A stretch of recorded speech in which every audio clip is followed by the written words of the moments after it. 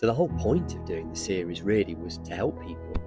It was to gain insight into some interesting jobs, gather advice, learn from people who have been there and done it in a wide range of different careers, so that, people who are not quite sure what they want to do, who don't know what they want to do, would ultimately benefit.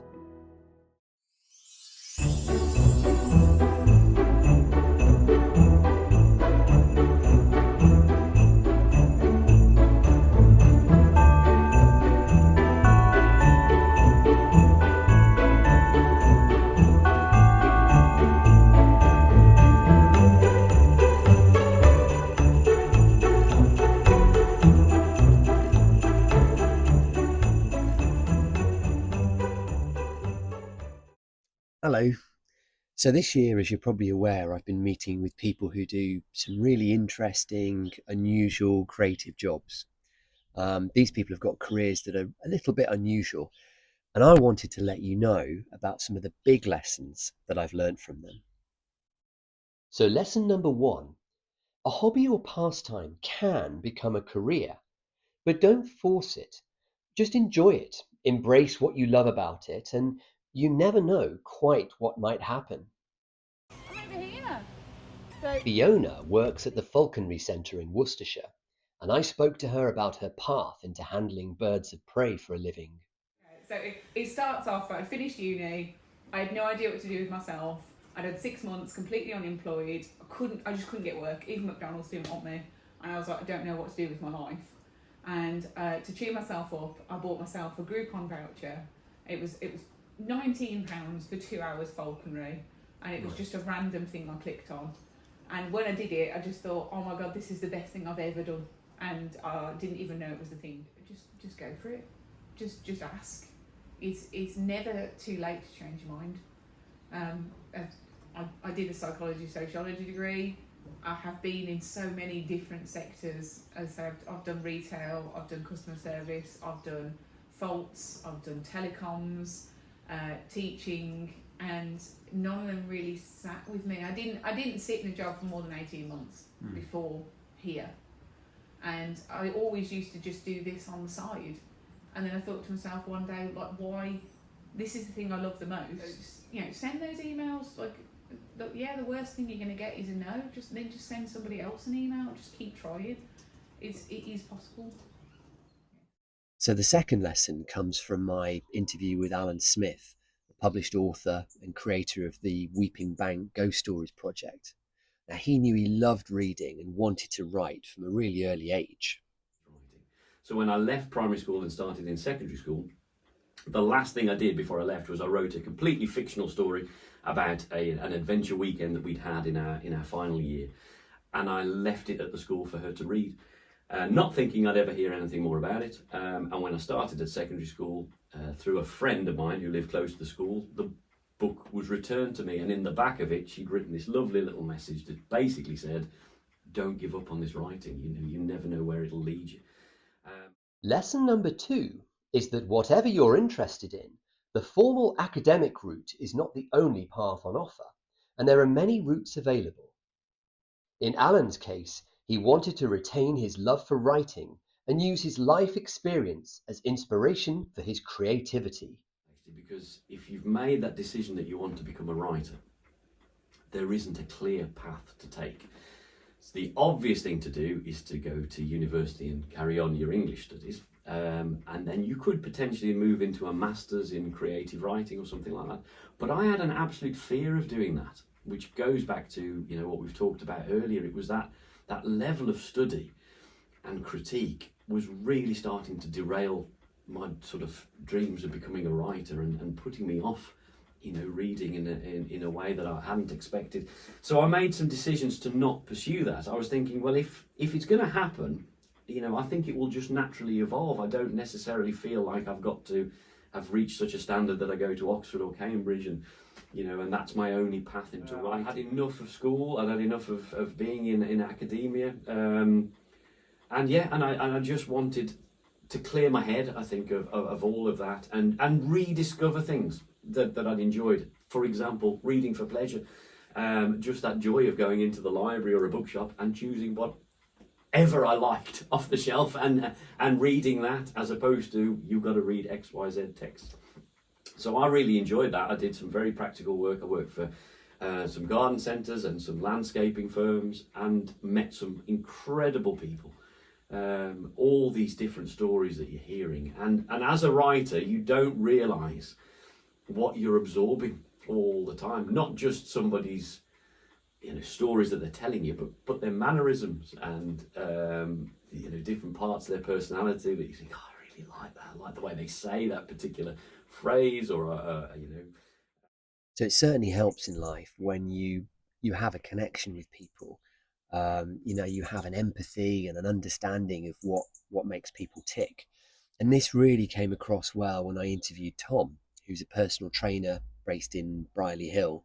And he runs a gym in a martial arts club and helps all sorts of clients ultimately to meet their fitness goals.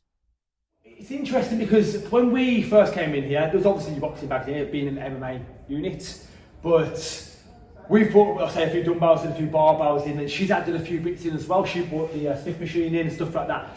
Paint jobs, like all the walls have been changed, and they've really updated it well. It keeps changing, it keeps adapting, because the one thing about fitness, it goes through trends. Yeah. Lesson number 3 is that while we're all individuals with our own hopes, aspirations, and goals, if you can take the time to connect with others and understand what makes them tick, it goes a long way to helping to bring them along with you. This is something that is especially important if you're in a role with clients or customers. What they enjoy has to be involved in it. Yeah. If they don't enjoy it, they won't stick to it. So we have a sit there and we talk through goals, short, medium and long term. Mm-hmm. We talk through diet, injuries and a general chat. Get to know them as a person. I then put them through a little workout. Nothing major, just to see where they're currently at. I'll tell you something. I've got a lady that I train. She's a bit older and she loves boxing. Right. To see her adapt from just being basic, not really sure how to punch, how to move, and not really enjoying the gym. So she was boxing before, or she wanted She to got box? into boxing with me. Right, and okay. She weren't really a fan of the gym. She started coming, Right. she kept leaving, coming in and out. And I've trained her now for years. Right. Probably about 6-7 years. To this point now, she still boxes. She's very, very good at it, and she loves it. It's to see that commitment in her that she's gone from being a bit about the gym and not sure about it to, I love boxing, I can't wait to go in and hit pads, and just the difference in her confidence. I mean, she's lost quite a lot of weight as well, to be honest, but to see her confidence change and her whole mindset change, that is the best feeling. That is the most reward, as a PT, that's the most rewarding thing you can do, get the goals. When you see someone, like for instance, I've had people like trying to get healthier, fitter to have a baby. When you see them finally get pregnant and they're healthy and they can do it now, they've been told they have to lose weight, that is the most rewarding thing going. Right. When they lose a couple of stone and they're thrilled, or through a wedding and they've lost weight for it, that is by far the greatest feeling. So you've become invested in what they're doing outside. It's not just fitness. Massively. When I'm doing their measurements and their check-ins, I'm invested as much as they are. If they have not lost, I've not lost, and definitely evolved. Yeah. It's great. So there are many people who end up doing jobs that they didn't know even existed until they'd been working for some time. Earlier this year, I interviewed Paul, who's the owner of the spray shop in Bromsgrove, who talked about how he first got into spray painting. Funny enough, I went to a motor accessory shop, but the motor accessory shop had a car garage attached to it, and they sold cars, and they've got a body shop, and they do mechanical work. So I really started off that. I was in Lowe's Garage. That was in where was that? Dudley, and that's really started me off doing that, because I'd got a choice then of either working in the car sales, which I didn't really like much, but the practical side appealed to me, so that's what I started off doing, and I enjoyed doing it, and I just pushed forward from that really, and then I started off my own body shop when I was 21, so I started doing that, and then I moved from there and I got another shop, and that got successful, and then after that, obviously I went into doing the on-site coatings work, so it was always, I think you do get opportunities coming along to suit you really from that point of view. It was something I was always interested in, so it worked really well, and I was always into cars and stuff like that, so. Lesson number 4 is don't be put off by not knowing exactly where you'll end up. There are many small niches that are either unknown to many people, or in some cases don't even exist yet, and you can carve out a specialism just by gaining enough experience in your chosen field.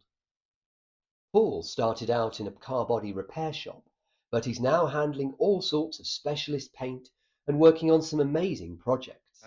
So let's talk paint really. Do you think all the things that we do here, we went to America to see how this thing works? This paint, I call it the most expensive paint in the world. Whether the manufacturers are like that, I don't really know, but it is. But we wanted something that no other paint could do. You put a wire on this. So this, in your experience, is the most expensive paint that you've worked with? Yeah, so that paint for this is £5 a square inch, plus £100 an hour labour to put it on. And then there's enhancements on that, like there's clear coats and all the rest of it. But there's 5 layers into this. So with 2 wires onto that, look, 9-volt batteries, and then you go switch on the other. How about that? I think, really? How does that do that? Look, there's no bulb, and it does that. So how does this work exactly then? So it's electroluminescent paint. So this is electronic paint? It is, yeah. So as soon as you put the power to it, it vibrates it and lights it. All these different colours. Let's just capture that in, yeah. Very clever. So you can switch it on and off. Now, Nigel has a fantastic business which combines his love of gaming and his drive really to help people and inject energy into schools and workplaces. But he wasn't always as confident as he is now. You know, it took him years to figure out actually what he was going to do, and beyond that, just gain a perspective in life. 100% I'd say to myself, stop worrying about what everyone else thinks about you. Stop worrying about it. Because all those people, the vast majority eventually, you won't know them, they'll have moved on. And they won't lose any sleep worrying about you at all. Focus on yourself. Be honest with yourself. Be really, really honest with yourself. What are you good at? What are you not good at? Find something you're really good at. Do it. You'll be fine if you do that. Don't worry about other people. Don't, what if they say this? What if they think this? It doesn't matter. If you were really passionate about something, follow it. Do it. Because you'll be amazed at the positivities that you'll glean from that. And don't be afraid of trying as many different things as possible. Lesson number 5 is simply not to worry about having all the answers, as it takes time. A great deal of time in Nigel's case. So his advice is just to embrace life and try things without fear of failure. I had no idea what I wanted to do until I was about 38. Absolutely no idea. No qualifications, but I had a good work ethic. So no matter what job I was in, I worked hard, and it got recognised because I just worked hard. So yeah, qualifications help open different doors, but it's not the end of the world. If you like cars, go down to your nearest garage and say to the guy that owns that garage, can I come down on Saturday and work for you? I'll do it for free. Or let me just get an experience of how it all works and how that sort of industry works. Go and put yourself out there, because it seems like there are so few kids nowadays that do that. It's almost so unexpected. I think there'd be so many businesses out there going, wow, I didn't expect a kid to do that. We have a kid working for us now that came exactly the sort of same way, just offered his time. Brian Ward thought, God, that's unusual. He does everything with us now. He's doing an apprenticeship with us soon. He's a phenomenal kid, absolutely brilliant. And he put himself out there. So don't think that just because you don't have a qualification and you don't have whatever it might require, like a vision of where you want to be in the future, it doesn't really make that much of a difference. As long as you're doing something and you're not afraid of working hard, generally in life, I think you're usually going to be all right. So I would argue that there are few environments in which to work that are quite as beautiful as a medieval cathedral. And I was lucky enough to spend a day in the stonemasons workshop down at Gloucester, where I met the phenomenally gifted Pascal, the master mason there, who gave his views on the importance of heritage crafts, particularly in the modern world. Stonemasonry, it's all craft skills, and all the craft, they are in today modern society, they are like oases where people can find a proper environment to develop their brain and their physical abilities, because it's the conjunction of your physical abilities, your physical skills, and your brain creativity. That's what makes a craft. That's what makes an artist. That's what makes creator in all.